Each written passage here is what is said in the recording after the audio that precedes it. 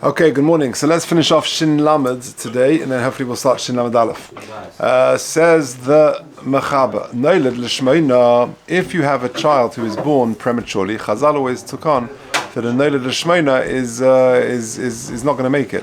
And therefore, a Sofik ben Shiva ben Shmeina, Shlo Gomru Sa'ar Siparnav, always a Sofik, 7-month or 8-month-old baby, who has not fully developed his hair and his nails, also the Chazal assumed that this child is not going to survive, and therefore the child is muktzah. But the mother can bend over him and feed him because of the pain of the milk which she is unable to express. So too she can discharge the milk that is causing her distress. Okay, says the Mishnah Berurah Lamed Aleph, we're talking about a situation where we know this is an 8-month-old baby.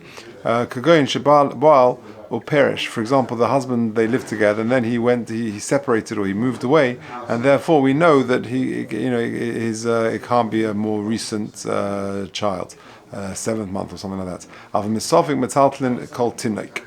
But misofik, we do move every child. If you look at 31, it says important points. We're talking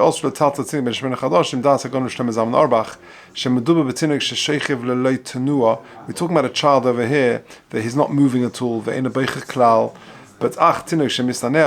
child, of course, who is moving or crying or showing any signs of life, then then it's a different story. Lamed Beis, she's allowed to discharge with herself, and just to let the milk from herself fall onto the ground. Now we spoke about that recently, and that is, a woman is not allowed, if she needs to relieve sort of extra milk, she can't collect it in a kli because it's a problem of mafarik, and therefore she should either do it on the ground or she should put it in a kli, but put some fairy liquid or some detergent in the kli so it goes li'ibut.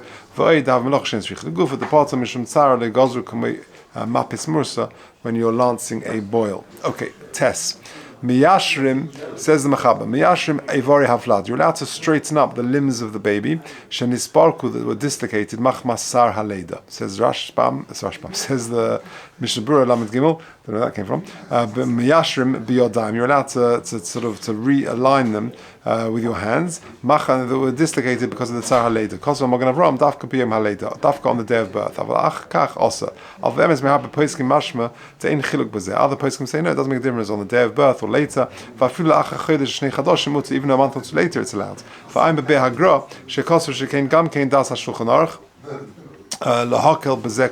makel, and you're allowed to do this even a long time after the birth. However, if one of the vertebrae comes out of place, to realign the vertebrae is more problematic. That looks like boina unless it's the day of birth. Because on the day of birth you can be makel even with that. Okay, Yud Sif Yud. You're allowed to swaddle a baby in the clothes with to wrap it up tightly. The Eivarim shouldn't dislocate. Says the Mishnah Berurah of a Rosh Perik Yudzayin Mashmed Afilu Lekarchi Kadei Liyashe Eivarov Gam Kein Shor La'olam. Even to wrap it up, to straighten up the limbs would be allowed. Vatam b'Gemara Mishum De'urcha Tomid B'Hachi V'Le'avik K'Masakin. This is the normal way of doing things, and therefore it's not considered a tikkun. Mashmed De'im Hoya Tinuk She'en Karchin Oso B'Chol. But however, it implies that if it was, you wouldn't do this during the weekday, and the limbs became sort of out of place, then that would be problematic. Also, the karcha b'Shabbos, to swaddle a baby like that, that's more therapeutic, medicinal, and that would not be allowed. Yud Aleph. Im nofla arlos groin havlad. So if part of the esophagus sort of came away, mutar losum etzba l'teich piv. You're allowed to put your finger into the child's mouth, u'lasalik ha'arla, and to remove that part of the esophagus. To sort of put it back into its place, even though it might cause the child to vomit, to be sick, you're allowed to do that. Mutzah, says the Mishnah Berurah, because it's not uncommon for this to happen, and therefore it's not caught by refuah. Okay, Adkan Shin Lamed. Shin Lamed Aleph. Dinei Mila B'Shabbos. The halachas of Mila B'Shabbos. Says the Mechaba, Oisim kol tzorchei mila, you're allowed to do kol tzorchei mila b'Shabbos, mayalin, or peirin, or meitzin, v'noisin alav kamain. So you're allowed to do a milah on Shabbos, which is bismana, of course. You could do the milah, the priya, that you pull back the foreskin, or meitzin, you do the metzitza. V'noisin alav kamain, you can put cumin on the makom milah. Says the Mishnah Berurah b'Shabbos, tichsivu yom hashmini yimel b'yom afilu b'Shabbos. Says the Mishnah Berurah, meitzin afagav that the metzitza hadom nitzak me'chabura, that even though the blood could move from the makom of the arla, and therefore it's considered chayvel by doing metzitza. Nevertheless, you do metzitza mishum the sakana levlat keshelo yimitz hadam. It's a sakana not to do metzitza, and therefore you're allowed to do it. Kamoin hayadarkam loses min besomim shachok refuah. They would do that as a form of refuah. Fuadin loses is planis, some sort of bandage tachbeishes alamila. Va'ayin lekam b'siv zayin imloi hayoloi kamoin shachok mer Shabbos. What happens if it wasn't crushed and prepared before Shabbos? So just a final thought, a very, very interesting shaila. So the Mechaba says, Oisim kol tzorchei mila b'Shabbos. You do the bris that falls on Shabbos. You do whatever you need to do. What about if you're a male, where you're worried there's going to be chilul Shabbos involved? So say, for example, you're a male. It's a very common shaila. You're involved. You're asked to come to a bris of people who are not Shomer Shabbos properly, and you've got lots of shilas whether they might invite people who are going to come specially. Is it better to do it on Sunday? All of these types of shilas. So take a look at footnote number 1. He summarized it there very nicely. Take a look at paragraph 1. He goes to a place. He's invited to a place where he's likely to see Chilul Shabbos.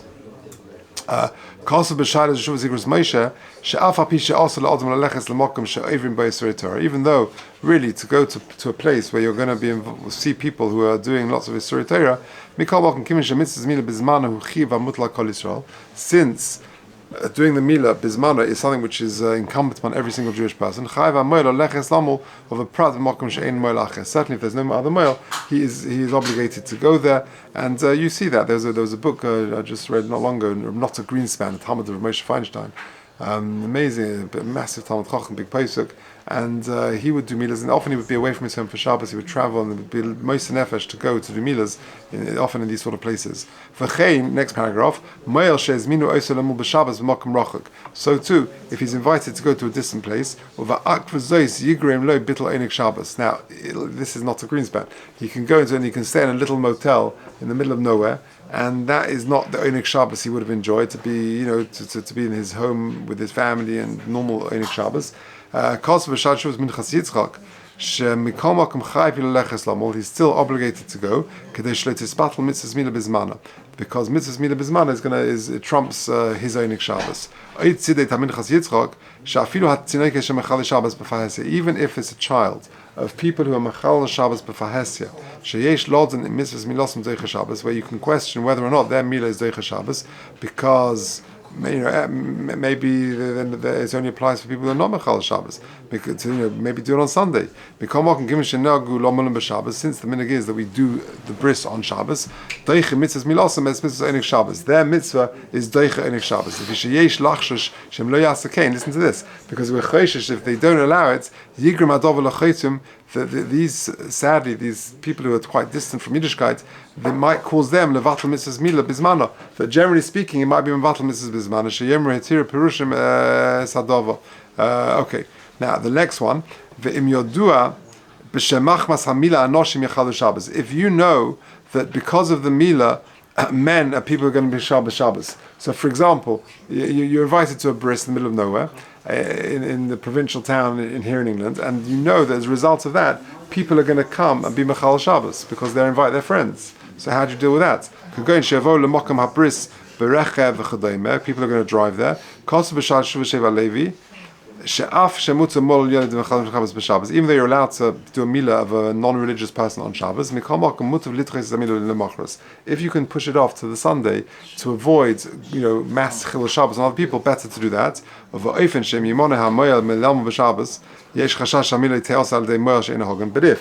it means that they might want to do it on Shabbos, and they might get a male who is not, has Yira Shemaim.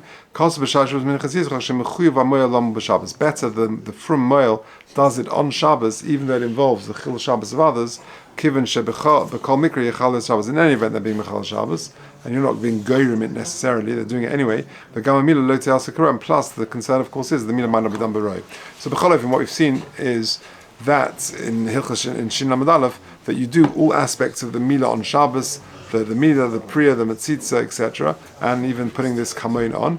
And it says B'yom HaShmini Yimel, and in terms of a Mila which falls on Shabbos, then the minhag is you do it on Shabbos even for people who are Mechal Shabbos, and if it involves them Maskil Shabbos, them inviting lots of other people. So if you can push it off till Sunday without any real concern, then that's better to do that. But otherwise, you do it on Shabbos. Certainly, if there's a concern that the male who will do it, if you don't do it, is not a Yerei Shemaim, then better to do it yourself on Shabbos. Okay, say it.